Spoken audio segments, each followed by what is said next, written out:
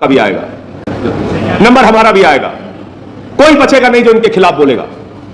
ये अपने हिसाब से चलाते हैं बुलडोजर, अपने हिसाब से बुलडोजर चलाते हैं। इनका एक ही फार्मूला है, देश के नौजवानों, हम तुमको नौकरी नहीं देंगे, अगली पथ योजना में तुम्हें बर्बाद कर देंगे, 4 साल की नौकरी देंगे सेना में, तुम कटोरा लेके भीख मांगते रहना, लेकिन वोट भारतीय जनता पार्टी को देना, क्योंकि हम मुसलमानों को ठीक कर रहे हैं।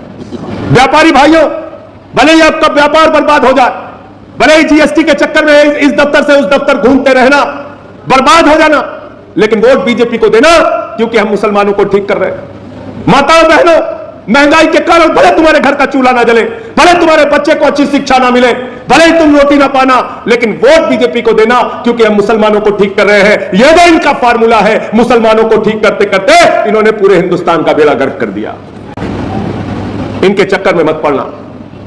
जब भी ऐसे सवाल लेके आए, इनसे पूछना हमारे आरक्षण का क्या हुआ, बाबा साहब के सपने का क्या हुआ, बाबा साहब के लिखे गए संविधान का क्या हुआ, उस संविधान में दिए गए अधिकार का क्या हुआ। क्योंकि यह देश किसी नरेंद्र मोदी और योगी के फरमान से नहीं चलेगा। यह देश चलेगा तो बाबा साहब डॉक्टर भीमराव अंबेडकर के संविधान से चलेगा। सारा कुछ बेचने पर लगी हुई सरकार। आपको जानकर हैरानी होगी कि हिंदुस्तान की पहली सरकार है मोदी जी की सरकार, अपने आप को देशभक्त कहने वाली सरकार, अपने आप को राष्ट्रवादी कहने वाली सरकार। और यह सरकार जो अपने आप को देशभक्त कहती है, वो सरकार बजट लाती है 6.5 लाख करोड़ रुपए देश की संपत्तियां बेचकर हम अर्जित करेंगे। क्या है बजट इनका? कह रहे हमारे पास खाने को नहीं है, हम घर का दरवाजा बेचेंगे, घर का सोफा बेचेंगे, घर की फ्रिज बेचेंगे, और फिर हम लगाएंगे भारत माता की जय। अरे भारत माता की जय ऐसे नहीं होगी। भारत माता की जय होगी भारत की संपत्तियों को बढ़ाओ, और जो लोग संपत्ति बाप दादा की बेचने का काम करते हैं वो कपूत कहलाते हैं, सपूत नहीं कहलाते। मोदी जी अब भारत की संपत्ति बेच रहे हैं, रेल बेच रहे हैं, सेल बेच रहे हैं, कोल बेच रहे हैं, बीपीसीएल बेच रहे हैं, एलआईसी बेच रहे हैं, सड़क बेच रहे हैं, स्टेडियम बेच रहे हैं, पूरा हिंदुस्तान बेच रहे हैं। जब आप सारी सरकारी संस्थाओं को बेच देंगे, सरकारी नौकरियां रहेंगी ही नहीं, तो आरक्षण किस बात का मिलेगा?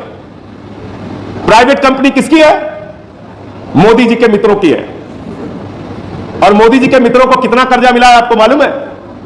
अंदाजा लगाइए कितना अधिक सोच सकते हैं आप लोग? शायद सोच नहीं पाएंगे आप। मोदी जी ने अपने चंद पूंजीपति मित्रों का 11 लाख करोड़ रुपए माफ किया है। 11 लाख करोड़ रुपए जीरो लगाते लगाते थक जाओगे आप। उनका एक सबसे करीबी दोस्त है जिसका नाम है अडानी, उसकी कुल संपत्ति है 10 लाख करोड़ रुपए की। 10 लाख करोड़ रुपए की इतना कर्जा दिया है मोदी जी ने। अगर आरपी सिंह जी को भी इतना कर्जा दे दे तो ये भी बिल गेट्स से ज्यादा अमीर हो जाएंगे। आप 10,000 20,000 रुपए बाकी होते हो तो आपको हवालात में बंद कर दिया जाता है। तहसीलदार आता है, कहता है आपका 20,000 रुपए बाकी है बैंक का, चलो थाने में। 20,000 करोड़ लेके नीरव मोदी मेहुल चौकसी भाग गया, 9,000 करोड़ लेके विजय माल्या भाग गया, और 6,000 करोड़ रुपए लेके नितिन संदेशरा भाग गया। और एक बहुत सुंदर सी फोटो भी आई थी। किसकी फोटो आई थी? ललित मोदी की फोटो आई थी। देखा था कि नहीं आप लोगों ने? बढ़िया सुंदर सी फोटो उसने अपनी डाली, और भारत की सरकार को चिढ़ाया। 3,000 करोड़ रुपए लेके भाग गया। 3,000 करोड़ लेके, 3,000 करोड़ लेके। आपके बच्चों के लिए, स्कूल के लिए पैसा नहीं सरकार के पास। देश की शिक्षा का बजट है 2%। आपके बुजुर्गों के लिए स्वास्थ्य के लिए पैसा नहीं, स्वास्थ्य का बजट है 2%। आपके खिलाड़ियों के लिए सरकार के पास पैसा नहीं। पूरे हिंदुस्तान का बजट है 3,000 करोड़ रुपए, यानी कि जितना पैसा ललित मोदी अकेले लेके भाग गया, 130 करोड़ हिंदुस्तानियों के खेल का बजट है 3,000 करोड़।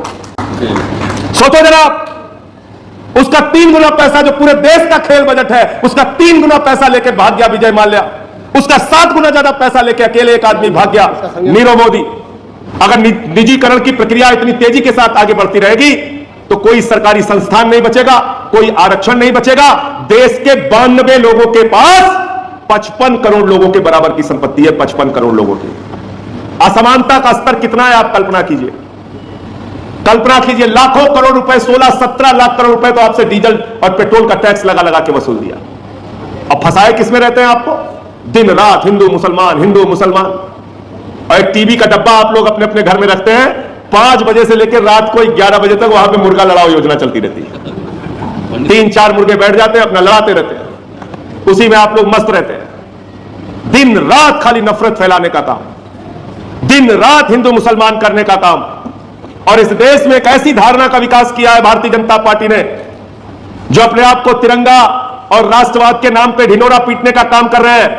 मैं उनको याद दिलाना चाहता हूं, 52 साल तक आरएसएस के मुख्यालय पर नागपुर में तिरंगा झंडा नहीं फहराया इन लोगों ने, 52 साल तक। और इनका इतिहास यह कि नॉर्थ वेस्ट फ्रंटियर में और सिंध प्रांत में जिन्ना की मुस्लिम लीग के साथ हिंदू महासभा ने सरकार बनाई थी श्यामा प्रसाद मुखर्जी की। यह है इतिहास। इसलिए राष्ट्रवाद और देशभक्ति और धर्म पर पाठ हमको मत पढ़ाओ। हम तुम्हारी असलियत ऊपर से लेकर नीचे तक जानते हैं। अयोध्या में भी तुमने क्या किया वो भी जानते हैं। मामला यह था कि 7:10 पर 2 करोड़ रुपए में प्रभु श्री राम के मंदिर के निर्माण के नाम पर, वहां कुछ लोगों को बसाने के नाम पर एक जमीन खरीदी गई।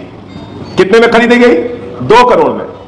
और 7:15 पे 5 मिनट के अंदर वही 2 करोड़ की जमीन राम जन्मभूमि ट्रस्ट ने खरीद ली 18.5 करोड़ में। कितने में?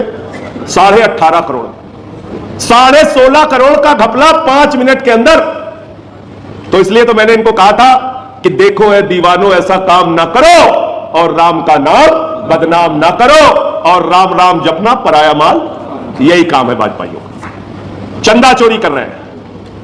अभी क्या निकला?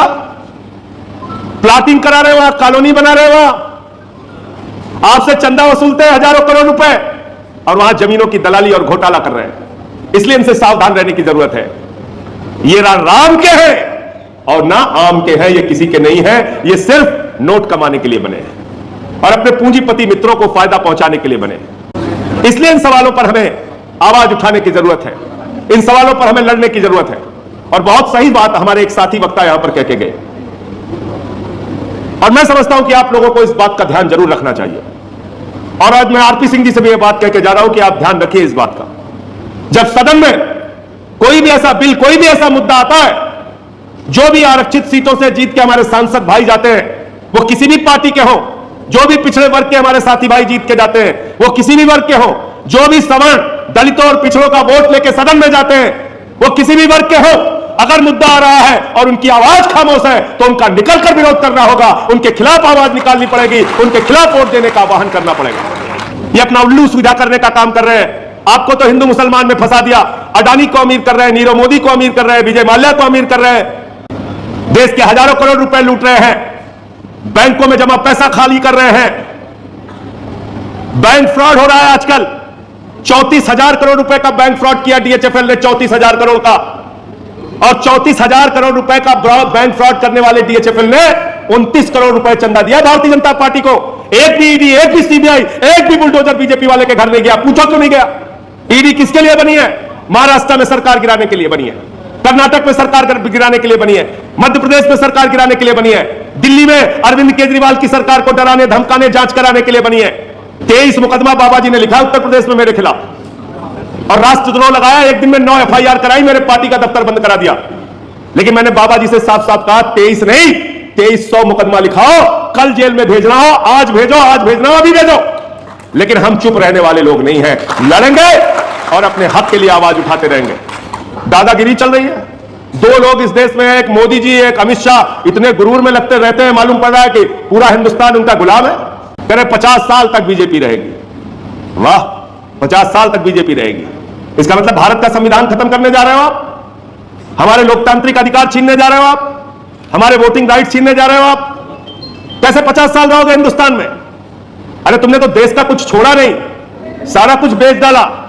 जीएसटी लगा दी खाने पीने की चीजों पे, छोटी छोटी चीजों पे जीएसटी लगा दी।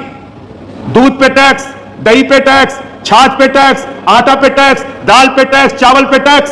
पूंजीपतियों का टैक्स घटा के 30% से 22% कर दिया। 1,45,000 करोड़ रुपए का बजट का घाटा हुआ। जय भीम, जय भीम।